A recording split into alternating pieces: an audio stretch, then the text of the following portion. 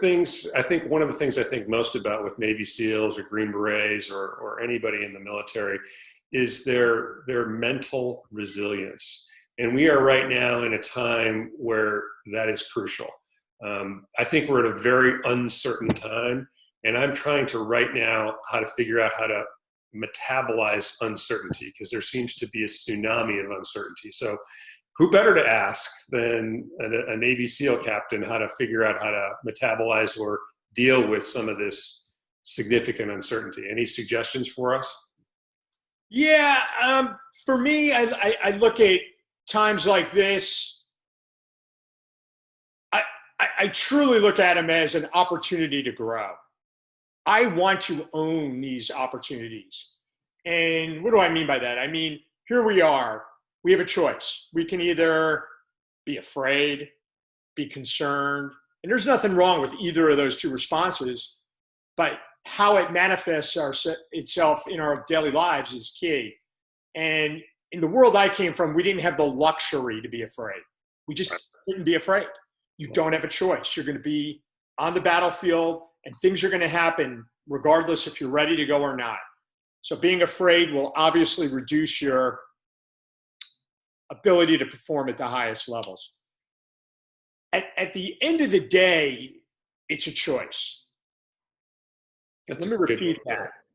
It's a choice. It's a choice how you respond. And it's maybe easy for me to say, hey, this is an opportunity to embrace, to grow, to make this my competitive advantage, because I've been through more adversity than the average bear. And that's true. That was what I did for 26 years, was put myself through challenges. And I function well only when there are challenges, whether it be lack of information, time limitations, resource limitations. The unknown is a tough one. And that's what we're dealing with right now. And I try to deal with what I do know. Yeah. And I do know what my family needs to do. And we're just doing that. We're embracing it and trying to live our lives as vitally as we can, as you would say.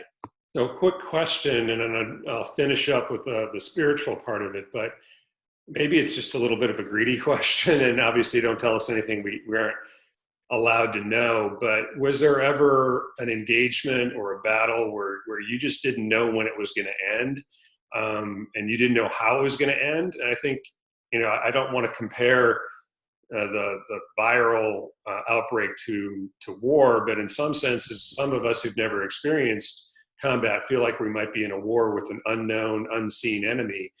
And do any of your previous experiences help us figure out maybe when you were at the absolute abyss of trying to figure out, is this actually going to end, and is it going to end well? How did you, and how importantly, how did you keep your men focused on knowing that there's very likely going to be a good outcome, at least to some extent? I don't want to be, unnecessarily optimistic, but I mean, that's a little bit in my nature, but I'm just trying to figure out is how can we stay optimistic in this time where it doesn't seem to be possible? That's a great question. And most people are disappointed to hear my answer because the real world missions and challenges I've been part of, as daunting as they were, it was training where I was really put to the test. There was nothing that I experienced on the battlefields around the world that matched what they put us through training wise. And what I learned through all that training, and we often had no idea when things would end. We often had no idea when they would begin. I mean, there were times I would, on my way to work, stop at Starbucks, go grab a caramel macchiato, and stroll into my office thinking it was going to be another day like yesterday. And guess what? Pack your stuff. We're leaving. Maybe for a training exercise. And we're leaving maybe not for 2 days, maybe for 2 weeks. And we have no idea where we're going, what we're doing, what we're going to be exposed to.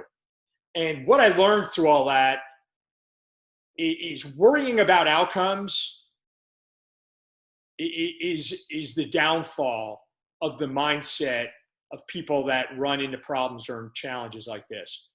It's the same in sports. It's the same in the corporate world. When you focus on the process, when you focus on those things you need to do, like right now, what do we need to do? We need to socially isolate, right? We were talking about that before.